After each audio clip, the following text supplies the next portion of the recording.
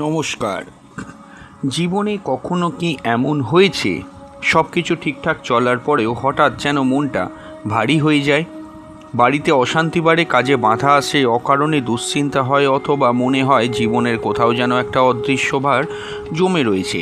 হিন্দু ধর্মীয় বিশ্বাসে অমাবস্যা এমন একটি বিশেষ তিথি যেদিন মানুষ নিজের ভেতরের অন্ধকার, নেতিবাচকতা এবং পুরনো ভারকে ছেড়ে নতুন আলোর দিকে এগিয়ে যাওয়ার সংকল্প করতে পারে। আর তাই অমাবস্যা শুধু চাঁদহীন রাত নয়, এটি আত্মশুদ্ধি, পূর্বপুরুষের স্মরণ, ঈশ্বরের কাছে আত্মসমর্পণ এবং নতুনভাবে শুরু করার একটি আধ্যাত্মিক সুযোগ। আজকের ভিডিওতে আমরা জানব 2026 সালে আগস্ট মাসের অমাবস্যা কবে, তিথি কখন শুরু এবং কখন শেষ, এই অমাবস্যা কিভাবে পালন করবেন, ঘরে কিভাবে সহজ নিয়মে পুজো করবেন, কোন মন্ত্র জপ করবেন, কি করবেন এবং কি করবেন না, এবং ভিডিও শেষে শুনব একটি সুন্দর আধ্যাত্মিক অমাবস্যার ব্রতকথা, যার মধ্যে লুকিয়ে আছে একটি গভীর জীবন শিক্ষা। তাই ভিডিওটি শেষ পর্যন্ত অবশ্যই কিন্তু দেখবেন। বন্ধুরা, অমাবস্যা আকাশে চাঁদ দেখা যায় না। আধ্যাত্মিকভাবে এই চাঁদহীনতাকে মানুষের অন্তরের অন্ধকারের সঙ্গে তুলনা করা হয়। আমাদের ভিতরেও অনেক অন্ধকার থাকে, অভিমান, রাগ, হিংসা, লোভ, ভয়, দুশ্চিন্তা, পুরনো কষ্ট এবং অপূর্ণ ইচ্ছা। অমাবস্যার শিক্ষা হলো বাইরের আলো না থাকলেও নিজের ভেতরে আলো জ্বালাতে হবে। এই দিন তাই শুধু বাহ্যিক পুজো নয়, নিজের মনকে পরিষ্কার করার দিনও। অমাবস্যার দিন সকালে ঘুম থেকে উঠে প্রথমে নিজের মনকে শান্ত করুন, তারপর সম্ভব হলে স্নান করে পরিষ্কার পোশাক পরুন। পুজোর জায়গা পরিষ্কার করে একটি প্রদীপ জ্বালান। আপনার সামর্থ্য অনুযায়ী ফুল, ধূপ, প্রদীপ, ফল, জল এবং সামান্য নৈবেদ্য দিয়ে ঈশ্বরের আরাধনা করতে পারেন। যারা মা কালীর উপাসনা করেন তারা মা কালীর নাম স্মরণ করতে পারেন। যারা ভগবান শিবের উপাসনা করেন তারা শিবলিঙ্গে জল অর্পণ করতে পারেন। যারা শিবের উপাসনার সঙ্গে অন্যান্য ঠাকুরের উপাসনা করছেন তারাও করতে পারেন।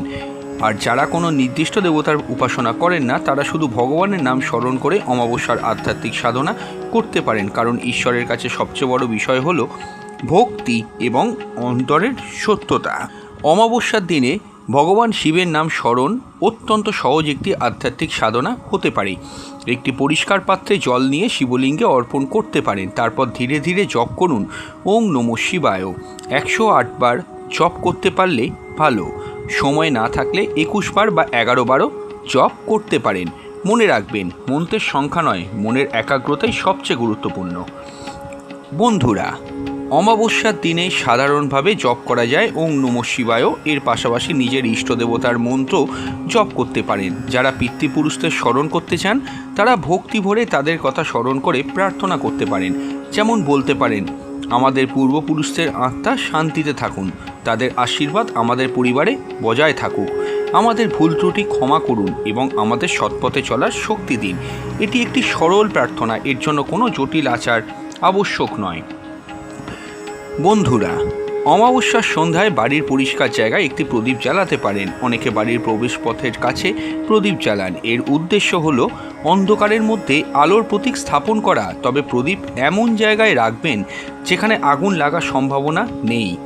এরপর কিছুক্ষণ শান্ত হয়ে বসুন, চোখ বন্ধ করুন, ধীরে ধীরে শ্বাস নিন আর মনে মনে বলুন, আমার জীবনের সমস্ত নেতিবাচকতা দূর হোক, আমার মন শান্ত হোক, আমার পরিবারে শান্তি ও শুভ শক্তি প্রতিষ্ঠিত হোক।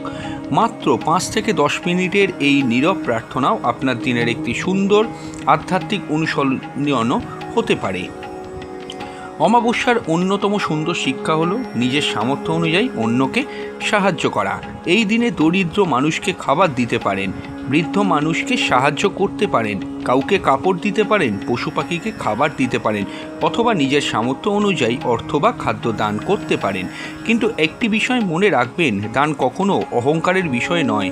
দান করার পর মনে হওয়া উচিত, আমি কাউকে দয়া করলাম নয়, বরং ঈশ্বর আমাকে অন্যের কাজে লাগার সুযোগ দিয়েছেন। এই মানসিকতাই দানের প্রকৃত সৌন্দর্য। এবার জেনে নেওয়া যাক অমাবস্যার দিন কোন বিষয়গুলো এড়িয়ে চলা ভালো। প্রথমত, অকারণে কারুর সঙ্গে ঝগড়া করবেন না। দ্বিতীয়ত, কাউকে অপমান করবেন না। তৃতীয়ত, কাউকে মিথ্যা কথা বলবেন না। প্রতারণা করা বা অন্যের ক্ষতি করার চিন্তা থেকে দূরে থাকুন।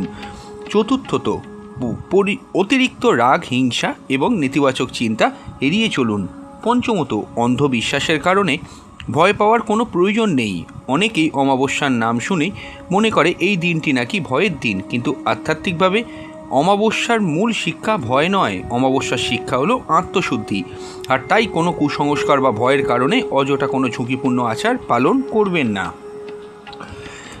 এই দিনে নিজের জীবনের কিছু পুরানো অভ্যেস নিয়ে ভাবুন। নিজেকে প্রশ্ন করুন, আমি কোন রাগটা এখনও ধরে রেখেছি, কোন মানুষকে আমি ক্ষমা করতে পারিনি, কোন অভ্যাসটা আমাকে পিছিয়ে দিচ্ছে, কোন ভয় আমাকে নতুন কিছু শুরু করতে দিচ্ছে না।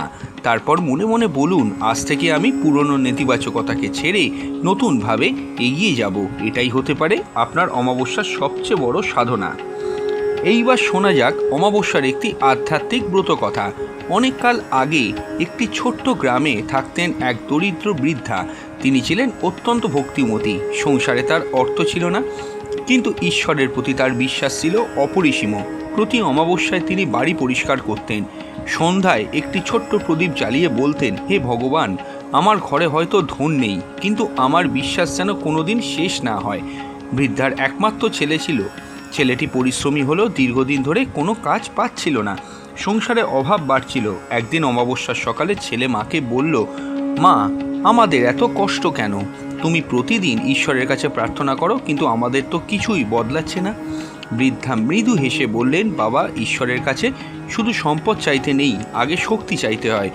ছেলে বলল, শক্তি দিয়ে কি হবে? মা বললেন, যেদিন মানুষ নিজের ভেতরের ভয়কে জয় করতে পারবে, সেদিন থেকেই তার জীবনের পরিবর্তন শুরু হবে।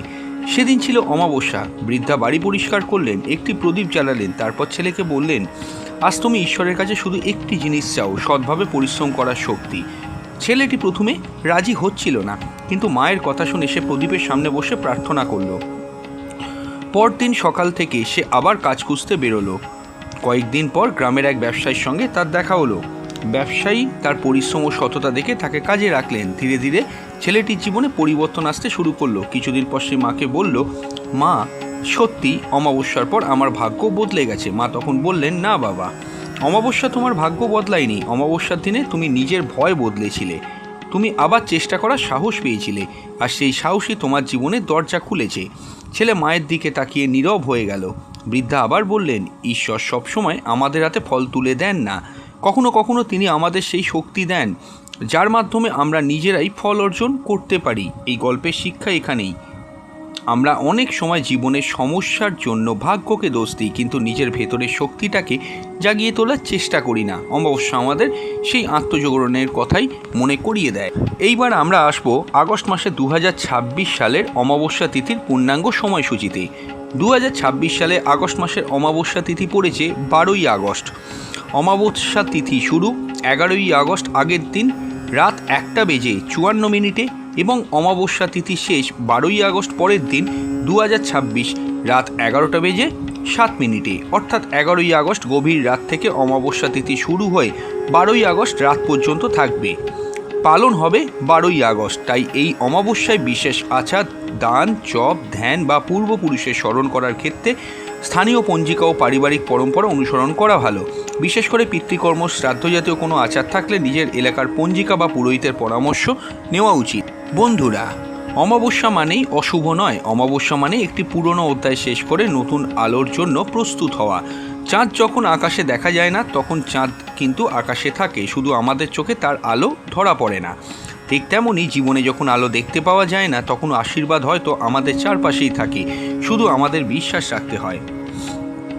এই অমাবস্যায় আগস্ট মাসে 5টি সংকল্প করুন। প্রথম, আমি অকারণে কারুর ক্ষতি করব না। দ্বিতীয়, আমি নিজের রাগ ও নেতিবাচক চিন্তাকে নিয়ন্ত্রণ করার চেষ্টা করব।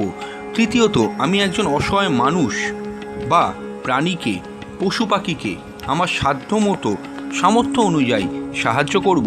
চতুর্থ, আমি আমার পূর্বপুরুষ ও পরিবারের সকল প্রবীণদের শ্রদ্ধার সঙ্গে স্মরণ করব। পঞ্চম, আমি জীবনের অন্ধকারকে ভয় না পেয়ে নিজের ভিতরের আলো জ্বালাবো। শেষ কথা হলো 2026 সালে আগস্ট মাসে অমাবস্যার তিথি শুরু হচ্ছে 11ই আগস্ট রাত 1:54 এবং শেষ হচ্ছে 12ই আগস্ট রাত 11:07। আর মনে রাখবেন, অমাবস্যার সবচেয়ে বড় পুজো হলো শুধু প্রদীপ জ্বালানো নয়, কাউকে ক্ষমা করা, কারুর পাশে দাঁড়ানো, অন্যের মুখে হাসি ফোটানো নিজের ভুল স্বীকার করা এবং নিজের ভেতরের অন্ধকারকে দূর করার চেষ্টা করাও এক ধরনের সাধনা। তাই এই অমাবস্যায় ঈশ্বরের কাছে শুধু অর্থ সাফল্য বা ইচ্ছা পূরণ চাইবেন না, প্রার্থনা করুন, হে ঈশ্বর, আমাকে সঠিক পথ চিনতে সাহায্য করো, ভুল পথ থেকে ফিরে আসার শক্তি দাও, অন্ধকারের মধ্যেও আলো দেখতে শেখাও। আপনার এবং আপনার পরিবারের জীবনে শান্তি, সুস্থতা, শুভ শক্তি ও ঈশ্বরের আশীর্বাদ বজায় থাকুক। ধন্যবাদ, ভালো থাকবেন। পরবর্তী ভিডিওতে দেখা হচ্ছে। নমস্কার।